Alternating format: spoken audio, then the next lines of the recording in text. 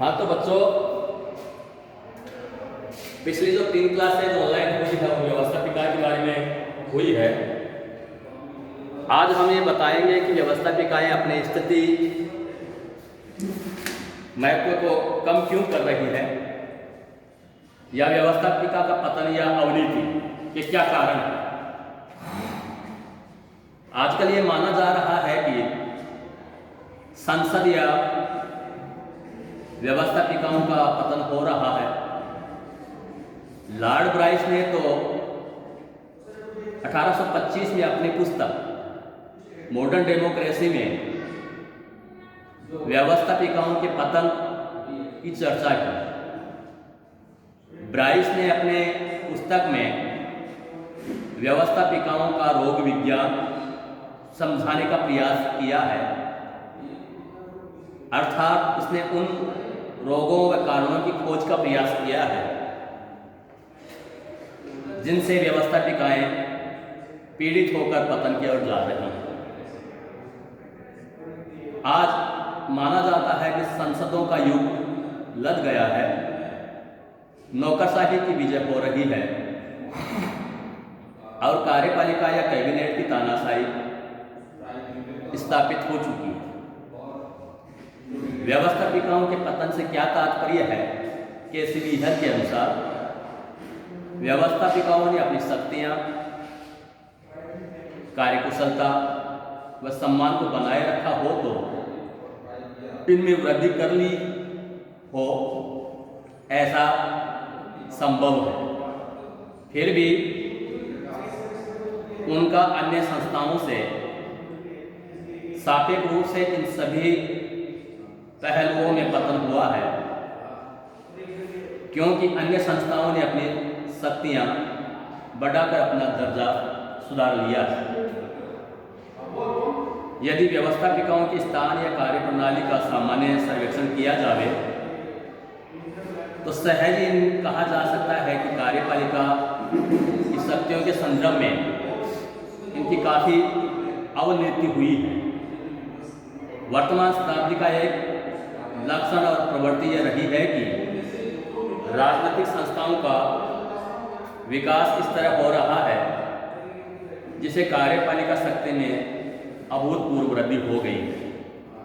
इसमें वैश्व युद्धों की आकांक्षा, आर्थिक संकटों, समाजवादी व लोक कल्याणकारी नीतियों के अपनाने और अंतर्राष्ट्रीय तनाव के बराबर रहने का काफ़ी योगदान है।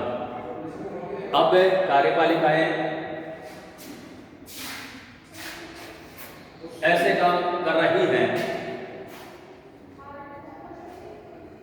कार्यपालिकाएं ऐसे काम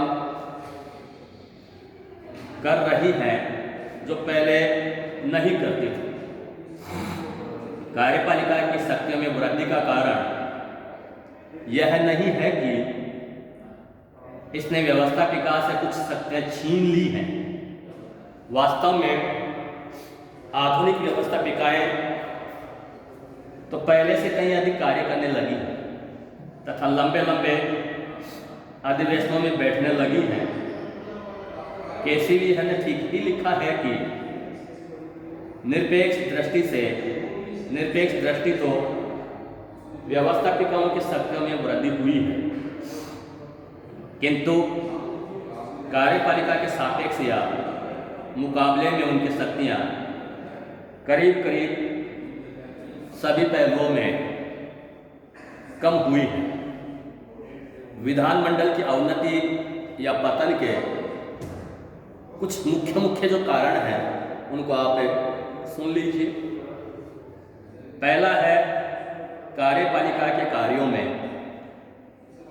अभूतपूर्व वृद्धि। अपने परंपरागत कार्यों के अतिरिक्त आजकल कार्यपालिकाएं कुछ ऐसे भी कार्य करने लगी हैं जिससे उनकी शक्तियों में वृद्धि हुई है। आर्थिक नियोजन व योजनाओं का संचालन कार्यपालिका का प्रमुख दायित्व बन गया है। आधुनिक समय में 95% विधेयक संसदीय शासन व्यवस्थाओं में प्रत्यक्ष रूप में तथा अध्यक्षतात्मक शासन प्रणालियों में अप्रत्यक्ष रूप से कार्यपालिका द्वारा प्रस्तुत किए जाते हैं। प्रदत्त व्यवस्थापन की प्रथा। प्रदत्त व्यवस्थापन के विकास के कारण कार्यपालिका द्वारा आंशिक रूप से नियम निर्माण की शक्ति का प्रयोग करना इस बात की पुष्टि करता है कि विधानमंडल सारे कानून या कम से कम सभी महत्वपूर्ण कानून बनाने का कार्य भी नहीं करते हैं। अब व्यवहार में कार्यपालिकाएं ही अनेक कानून प्रदत्त व्यवस्थापन की प्रथा के अंतर्गत बनाने लगी हैं। इस तरह प्रदत्त व्यवस्थापन से कार्यपालिका विधानमंडल की सी संस्था बन गई है। तीसरा है रेडियो और दूरदर्शन। संचार के साधनों के विकास ने कार्यपालिका अध्यक्ष को जनता के सामने लाभप्रद कर दिया है। अब कार्यपालिका संसद की परवाह किए बिना सीधा जनसंपर्क व जनता से आमना सामना करते हैं। चौथा, विशेषज्ञों की परिषद व समितियों का विकास। आजकल विधेयकों का प्रारूप करने से लेकर समिति स्तर तक एक्सपर्ट्स की सलाह ली जाती है और उसके बाद संबंधित विषय विधानमंडल में अनुमोदन के लिए संपन्न कार्य के रूप में प्रस्तुत किया जाता है। अगर विधायक उस प्रश्न पर प्रश्न करते हैं या उनमें अमेंडमेंट प्रस्तुत करते हैं तो उन्हें यह कहकर हताश कर दिया जाता है कि इस पर एक्सपर्ट सलाहकारों संबंधित विभागों द्वारा बारीकी से विचार और छानबीन की जाती है। अगला है सेनाओं पर कार्यपालिका का नियंत्रण। राज्य का मुख्य कार्यपालिका ही सर्वोच्च सेनापति होता है। देश की सैन्य शक्ति के संचालन में वह करीब करीब पूर्ण स्वतंत्र होता है। इस कार्य में व्यवस्थापिका कुछ कर ही नहीं सकती। अगला है विदेशी संबंधों की प्रधानता। ऐसा माना जाता है कि ज्यों-ज्यों देश विदेशी मामलों में उलझता जाता है क्योंकि कार्यपालिका शक्तिशाली होती जाती है। विदेश संबंधों का संचालन भी ऐसा है कि उसमें व्यवस्थापिकाएं यदा कदा ही अपनी भूमिका निभा सकती है। अगला है सकारात्मक राज्य का उदय। अब राज्य कल्याणकारी बन गए हैं और जनता के लिए सब प्रकार की सुविधाएं उपलब्ध कराना सरकारों का कार्य बन गया है। जनता को हर चीज तुरंत और सही समय पर मिले, इसकी व्यवस्था कार्यपालिका को ही करनी पड़ती है। इससे कार्यपालिका का कार्य अत्यधिक विस्तृत हो जाता है। दलगत राजनीति। आधुनिक विधायकों के प्राधिकार को कम किया है दलगत राजनीति। दल के नेता सदस्यों को अपने कड़े नियंत्रण में रखते हैं, जिसके कारण सदस्यों को दल की अधिकृत धारा का अनुसरण करना पड़ता है। सचेतकों का नियंत्रण हमेशा बना रहता है। कठोर तरीके से सचेतकों का इस्तेमाल और कभी कभी बड़े नेता अथवा उसके वरिष्ठ सहायकों द्वारा मौखिक सजा देने के लिए भी विधायकों की निंदा उन्हें इस बात के लिए मजबूर करती है कि वे लकड़ी के मोहरों की तरह बने रहें। इसका कि अधिकांश सदस्य इस स्थिति में नहीं होते हैं कि वे किसी उल्लेखनीय मात्रा में अपनी स्वतंत्रता का प्रदर्शन कर सकें।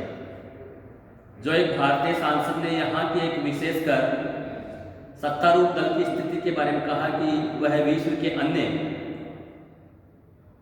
देशों की पार्टियों की स्थिति पर लागू होता है।